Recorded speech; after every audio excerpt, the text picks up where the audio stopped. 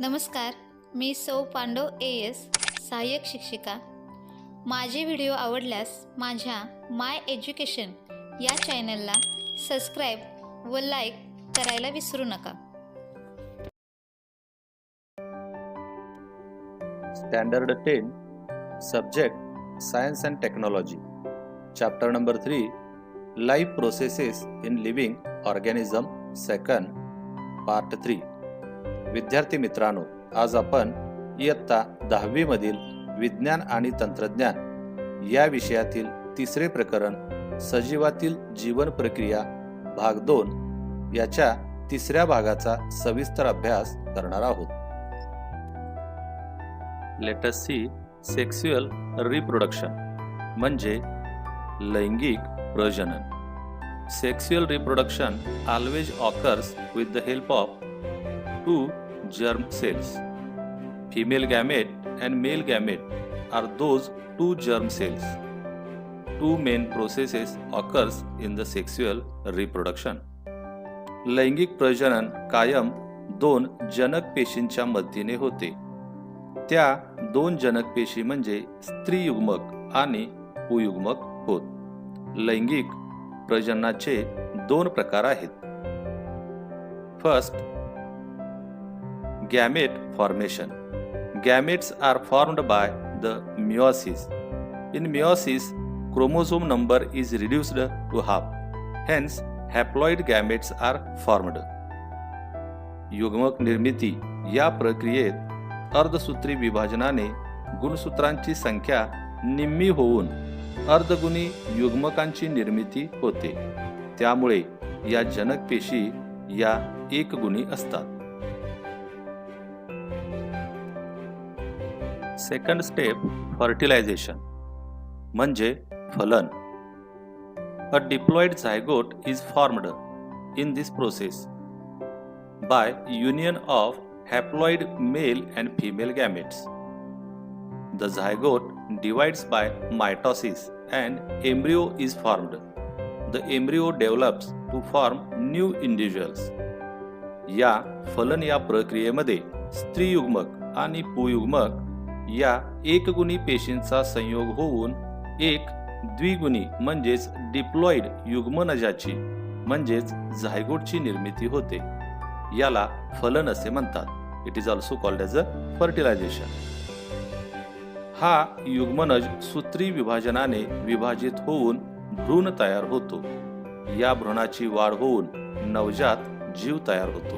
The embryo develops to form new individuals.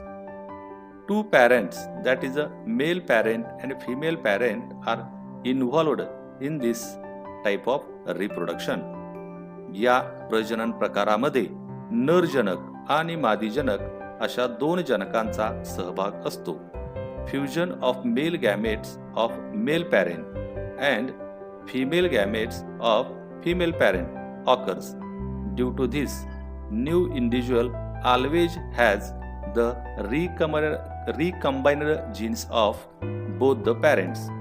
नर जनकाचे पुयुग्मक तर मादी जनकाचे स्त्रीयुग्मक यांचा संयोग होतो आणि त्यामुळे तयार होणाऱ्या नवीन जीवाकडे दोन्ही जनकांची विचरित जनुके असतात. Hence, the new individual shows similarities with the parents for some characters and has some characters different than both parents. म्हणून तयार होणारा नवीन जीव काही गुणधर्माबाबत जनकांशी साम्य दाखवतो तर काही गुणधर्म जनकापेक्षा वेगळे असतात. Diversity in living organisms occurs due to genetic variation. Genetic variation helps the organism to adjust with the changing environment and thereby to maintain their existence. पहा, जननिक परिवर्तनामुळे सजीवात विविधता दिसून येते. ही विविधता सजीवास बदलत्या वातावरणाशी जुळवून घेण्यास व आपले अस्तित्व टिकवण्यास मदत करते. Due to this plant and animals can save themselves from the being extinct. म्हणून त्यामुळे वनस्पती व प्राणी नामशेष होण्यापासून स्वतःच वाचवू शकतात. Let us see sexual reproduction in plants. म्हणजे वनस्पतीमधील लैंगिक प्रजनन. Flower is a structural unit of a sexual reproduction in plants. वनस्पतीमध्ये फूल हे लैंगिक प्रजननाचे कार्यात्मक एकक आहे. It consists of 4 floral whorls as a calyx, corolla, androecium and gynoecium, arranged in sequence from outside to inside. फुलामध्ये बाहेरून आत या क्रमाने एकूण 4 मंडले असतात. म्हणजे निदलपुंज म्हणजे कॅलिक्स, दलपुंज म्हणजे कोरोला, पुमंग म्हणजे अँड्रोसियम आणि जायांग म्हणजे gynoecium. Androecium and gynoecium are called essential whorls because they perform the function of reproduction, whereas calyx and corolla are called as accessory whorls because they are responsible for protection of inner whorls. पहा, यापैकी पुमंग आणि जायांग हे प्रजननाचे काम करतात, म्हणून यांना आपण आवश्यक मंडले म्हणजेच इसेन्शियल व्हॉल्स असे म्हणतो. तर निदलपुंज आणि दलपुंज हे आतील मंडलाच्या संरक्षणाचे काम करतात, म्हणून त्यांना आपण अतिरिक्त मंडले म्हणजेच ॲसेसरी व्हॉल्स असे म्हणतो. Members of calyx are called as sepals and they are green in colour. निदलपुंजातील घटक दलांना निदल म्हणतात आणि ते हिरव्या रंगाचे असतात. तसेच दलपुंजातील घटक दलांना पाकळ्या म्हणतात आणि त्या विविध रंगी असतात. म्हणजे members of corolla are called as a petals and they are various in colour. Flowers. A flower is called as bisexual if both whorls means androecium and gynoecium are present in the same flower. म्हणजे पहा, पुमंग हे पुल्लिंगी दल आहे. त्याच्या घटक दलांना आपण पुकेसर म्हणतो. तसेच जायांग हे स्त्रीलिंगी दल आहे आणि त्याच्या घटक दलांना आपण स्त्रीकेसर असं म्हणतो. जर एकाच फुलामध्ये पुमंग आणि जायांग ही दोन्ही मंडले असतील तर अशा फुलाला आपण उभयलिंगी म्हणजेच बायसेक्सुअल फ्लावर असे म्हणतो. For example, hibiscus, a flower is called as a unisexual if any one of the above mentioned 2 whorls is present in the flower. If only androecium is present it is called as a male flower. And if only gynoecium is present, flower is called as a female flower. For example, papaya. पहा, उदाहरणार्थ जास्वंदी. जर फुलामध्ये वरील दोहोपैकी एकच मंडल असेल तर अशा फुलाला आपण एकलिंगी फुल असं म्हणतो. मग जर फक्त पुमंग असेल तर त्याला नर फुल असे म्हणतात आणि फक्त जायांग असेल तर अशा फुलाला मादी फुल असे म्हणतात. उदाहरणार्थ पपई.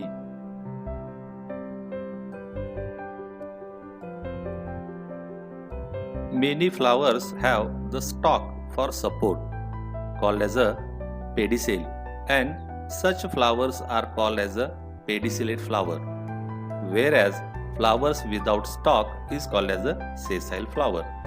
पहा, बऱ्याच फुलांना आधारासाठी जो देठ असतो त्याला पुष्पवृंत असे म्हणतात आणि अशा फुलांना पुष्पवृंती फुले असे म्हणतात.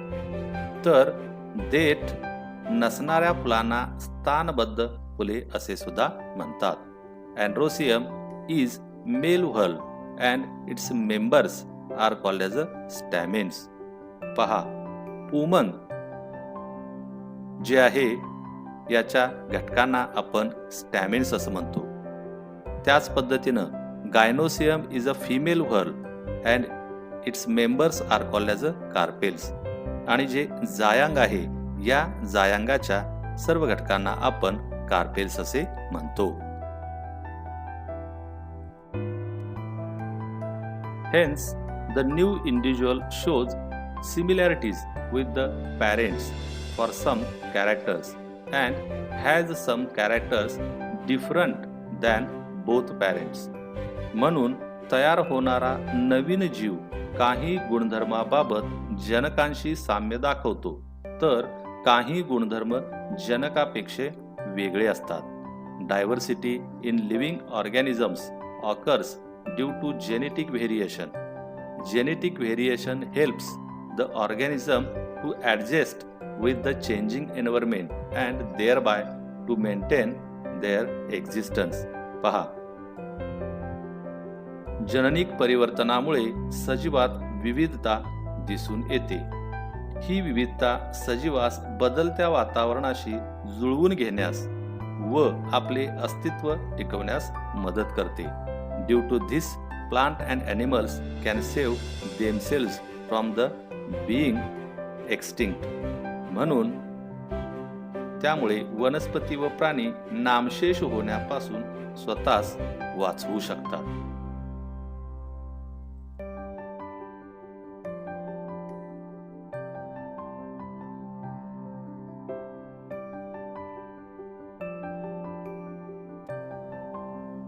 Double fertilization in angiosperm.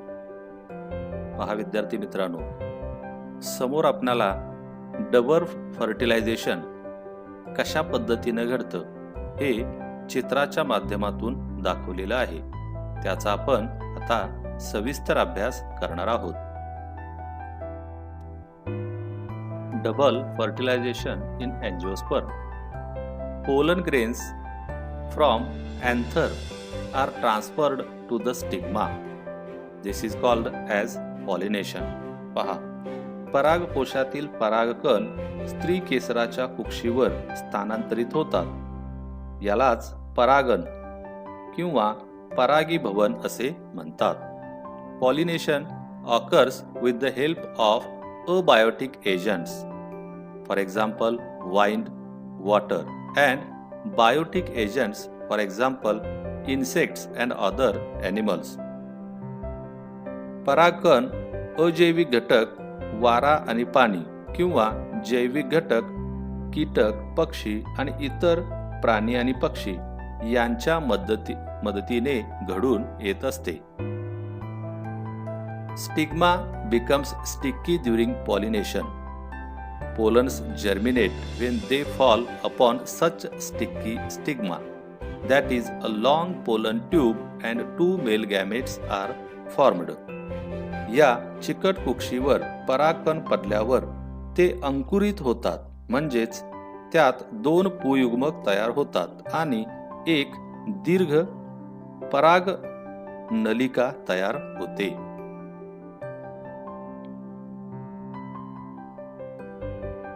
Stigma becomes sticky during pollination. Pollens germinate when they fall upon such sticky stigma. हे आता आपण पाहिले. A long pollen tube and two male gametes are formed. The pollen tube carries male gametes. Pollen tube reaches the embryo sac via style. पहा, या ठिकाणी परागनलिका दोन पुयुग्मक वाहून नेते. ही परागनलिका कुक्षी वृत्तामार्गे बीजांडातील भ्रूणकोशात पोहोचते.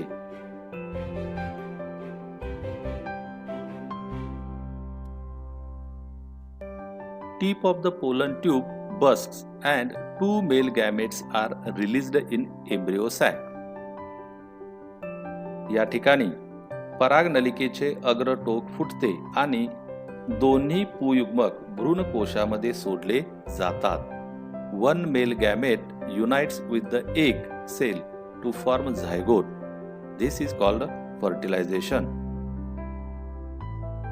त्यातील एक पुयुग्मक अंडपेशीशी संयोग पावते आणि युग्मनज म्हणजेच झायगोट तयार होते. यालाच आपण फलन म्हणजेच फर्टिलायझेशन असे म्हणतो.